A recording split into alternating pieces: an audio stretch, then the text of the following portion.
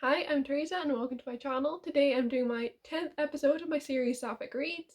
So if you don't already know, this is a series where I recommend 5 Sapphic books that I've read and loved recently.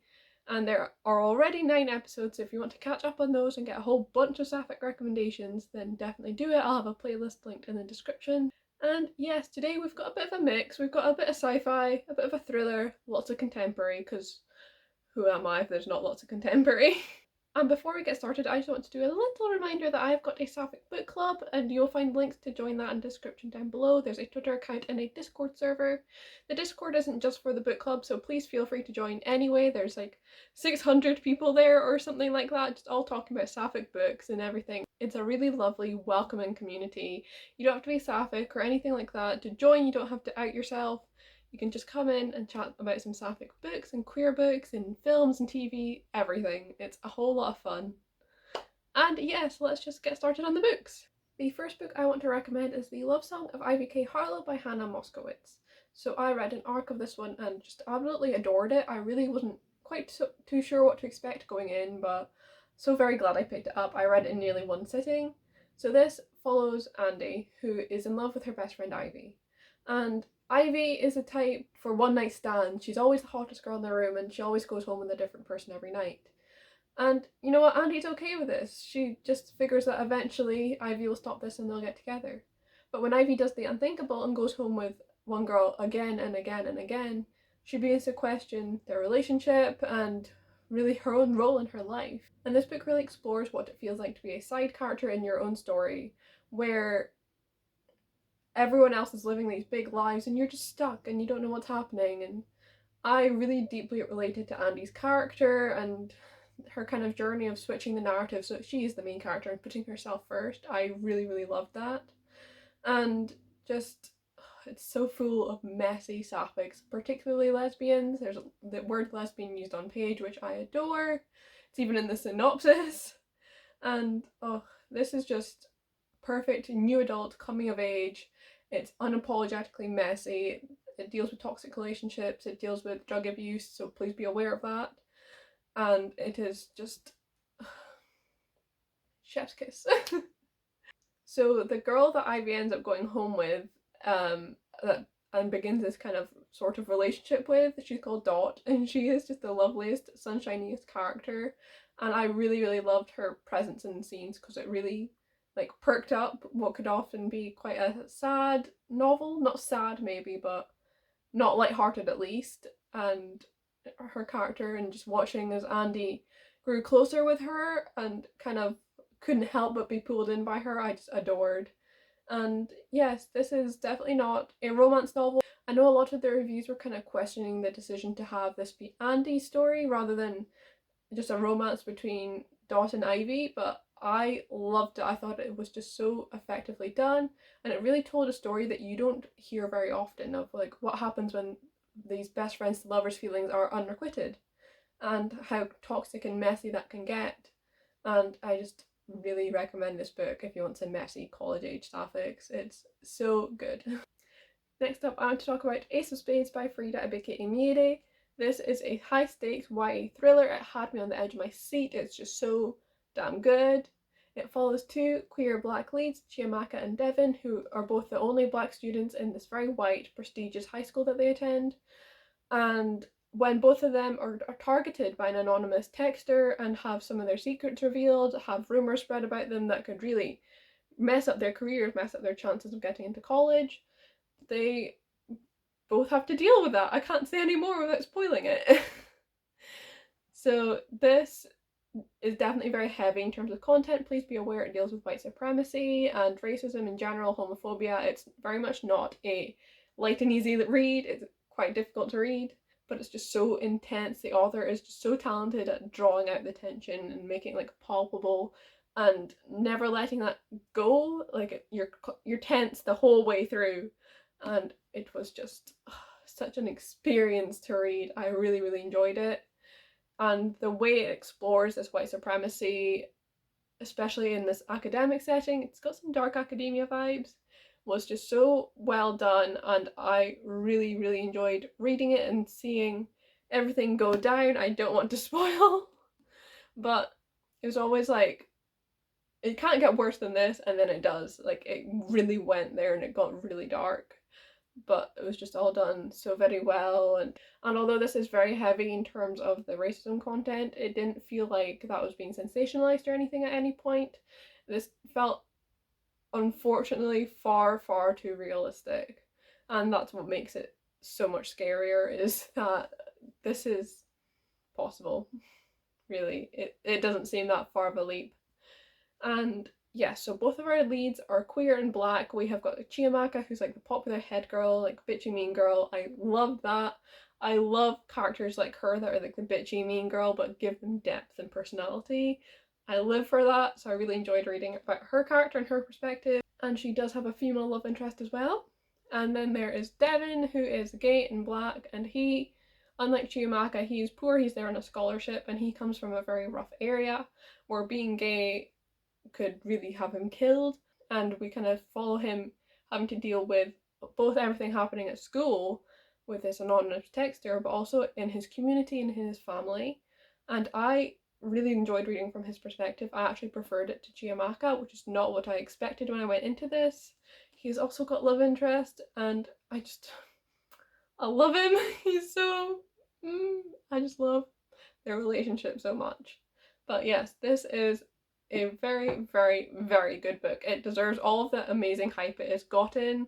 I absolutely adored it. The next book I want to talk about is Late to the Party by Kelly Quinlan. So this and the next book I'm going to talk about I both read in a reading vlog, which I link down below if you want some more in-depth thoughts, though spoiler free of course.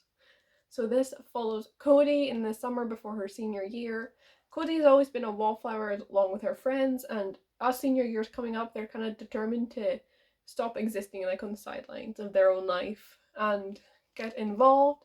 And Cody is like slightly uncertain about this, but when she stumbles across a popular boy in her year kissing another boy to party, this kind of forms this friendship between the two, this kind of Achillean sapphic solidarity. We love to see it. And he takes her under his wing to have a summer of fun and romance and personal character development. And I really, really enjoy this. I went into this really expecting to relate to Cody's experiences of feeling like a wallflower, feeling like you've not had all these experiences that other teenagers do, particularly as both of us are lesbians, and that very much plays into it, as you've not got the same dating opportunities as a straight person does. And yes, I was not disappointed. This has got some really lovely lines. You can maybe see I've got tabs in. And it really just captured so much of that experience that I had or have still. I'm still a teenager, I suppose. And yes, it's just got a really sweet romance. There's like popcorn involved, and that was so cute. And just it's just a really sweet coming of age novel of finding yourself and your place, and oh, I love it. I would say this deals more heavily with Cody's journey and her friendships and everything than the romance, though I did love the romance. And I really appreciated seeing that in a book, and just so focused on her development. And it's chef kiss, guys. Like, what can I say? All of these books are just incredible, and I feel like I get repetitive because I'm just like, it's so good, you need to read it. But like, there's a reason why I'm recommending them, and that they're so good and you need to read them. Next up, and also for that vlog, was Her Name in the Sky by Kelly Quinlan. Again, I have got some tabs. You can see where I forgot to tab for a bit, but this is another Kelly Quinlan book. It's also sensational. Kelly Quinlan does character development so well, creates such like authentic characters as well, and I am in awe. So this follows Hannah and Baker, who are both at school. They go to a Catholic school and they're in a very Catholic community. And so when they begin having feelings for each other that are more than just best friends, this gets very complicated and messy, and it has repercussions for their whole friend group and the community. And this is definitely not an easy book to read. It deals very heavily with homophobia, particularly religious-based homophobia, so please be aware of that picking it up. It's very, very heavy in terms of content, and it's not a happy book, but I still loved it. It took me a minute to get into it. It has a bit of a slow start, but stick with it because I read the rest in one sitting. I could not put it down. I was just obsessed with them, and I just loved the pure love that Hannah and Baker had for each other throughout it all, throughout the most horrible, messy situations that they were in because of the situation that they were in with their religion and these feelings that they didn't know how to deal with. For context, this is also set in 2012, so it's in the past. It's gay marriage isn't legalized yet, so they don't even know if it's possible for them to be together. And it's just a really tragic story to read, but so full of love, such strong emotion for each other, and I loved it so much. What I also really loved is they were part of this big friend group. There's 3 girls, 3 guys, and it's kind of expected that they'll each pair off. Like the other couple there have already done that, and just this kind of pressure that they are under, even though they are not into it at all, but they feel like it's what they've got to do, and like that little bit of compet as well. I don't know, guys, it's so good. What can I say? You need to read it. I know the synopsis doesn't like give you much, but this book thoroughly emotionally wrecks people when they read it because it's just got such intense emotion to it throughout, and I love it. I really like these characters. I'm obsessed with them. So yes, definitely read this book. It's got amazing character work and emotion to it. I love it. And finally, I want to recommend Gearbreakers by Zoe Hanamakuta. So this is our sci-fi pick for this video, and guys, I do not particularly enjoy sci-fi, but this I loved. I gave it 5 stars. In love. So this is told through a dual perspective between Sona and Eris, these 2 girls on like opposite sides of this. Is it a war? Is it more a rebellion? It's certainly some kind of conflict. And so we follow Sona, who is a pilot. This means that she pilots these massive mecha monsters and really enforces the will of her city, Godolia. And Sona does not enjoy this role. She does not like the city. She has very good reasons not to, but she's kind of stuck. That's the only thing she can do, and she wants to take it down from the inside. And so when she meets Eris, a gearbreaker, and the gearbreakers are this group of people living out in the Bazons who take down these mecha monsters. When she meets Eris, who is captured and taken to the academy where Sona trains, the 2 girls begin to realise that maybe they're not on such different sides and work together. This has just got the most amazing sapphic enemies to lovers. It's got such good like tension and yearning between the 2 of them. I really love their relationship so much. And just the found family as well among the gearbreakers, particularly Eris is like the leader of this like little group of misfits within the gearbreakers, and I love them all together. They've just got like this flat they all live in together, and they're all like best friends. I love it. I will take found family in any context, and this one I really loved. So it's just like these girls going up against such impossible circumstances and impossible possible fighting against these mecha deities. You know, it's like a one tiny human against hundreds of feet tall mechas. What can I say, guys? It's another book that I need you to read. It's so good. It's got this most gorgeous atmospheric writing, and it's so like beautiful and lyrical as well, and I'm in love. I feel like I've already said that I get so repetitive, but like I've got nothing else to say other than I love it and you need to read it like right now. I'm desperate for the sequel. It's called Godslayers, which is such a cool title, and I need to read it immediately because this book it certainly finishes off with a bang, let's say that, and I need to know what happens next.